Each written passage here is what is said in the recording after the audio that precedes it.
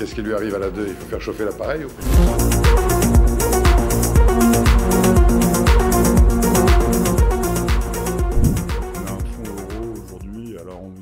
Oh là là, ça y est, les rendements des fonds euros repartent, on était à 1%, on repasse à 3%.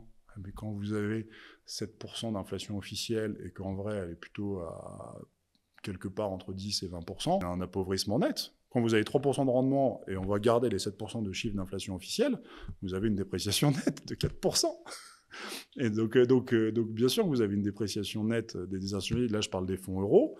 Et quand on parle des unités de compte, les unités de compte ont quand même énormément souffert, en sachant qu'en plus, le gros problème des unités de compte en assurance vie, c'est qu'elles sont surfacturées. Les frais sont démentiels sur ça. Il y a une forme sur le fonds euro d'assurance vie.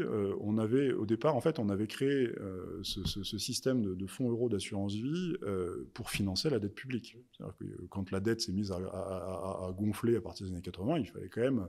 Il n'y avait pas encore les banques centrales, il y avait les marchés internationaux, c'était pas non plus la panacée. Donc on a créé ça pour financer l'État. Puis quand, après 2008, ou plutôt après, ça vient un peu plus tard, 2012 et surtout 2015, vous vous mettez à avoir en fait la banque centrale qui progressivement se met à racheter et à être en fait la personne qui rachète les dettes de l'État, vous n'avez plus besoin de ces assurances vie.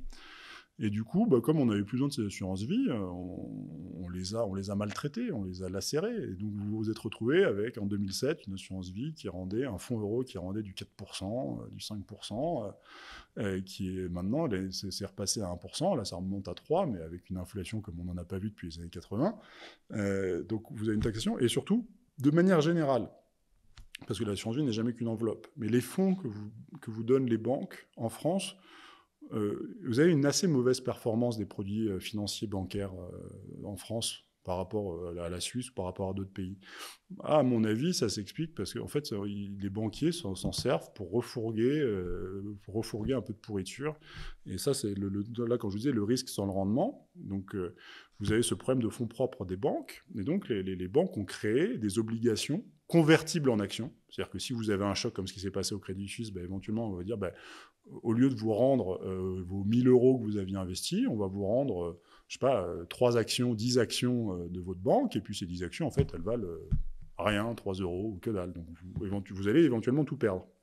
Et c'est ce qu'on appelle normalement de la dette junior, qui est une dette convertible, qui est une dette à haut risque, et qui normalement, c'est payé cher, ces trucs-là. Les cocos qui ont fait faillite, qui ont fait défaut, c'était des trucs qui rendaient plus de 7 ou 10% de rendement pour une obligation. Donc c'était énorme.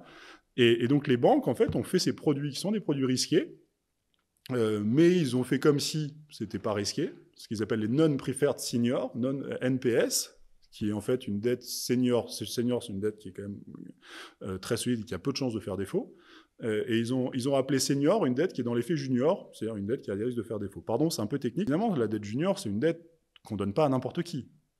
En revanche, la dette senior, on peut la donner à n'importe qui. Et du coup, ils ont pris de la dette junior, ils lui ont mis un faux nez de dette senior, et ils ont été donner ça à tous leurs clients. Pas directement, mais ils ont panaché les fonds. Vous savez, quand ils disent, voilà, on a le fonds de la banque, qui est un fonds Europe, avec, vous allez avoir, et puis vous dites tel secteur, tel secteur.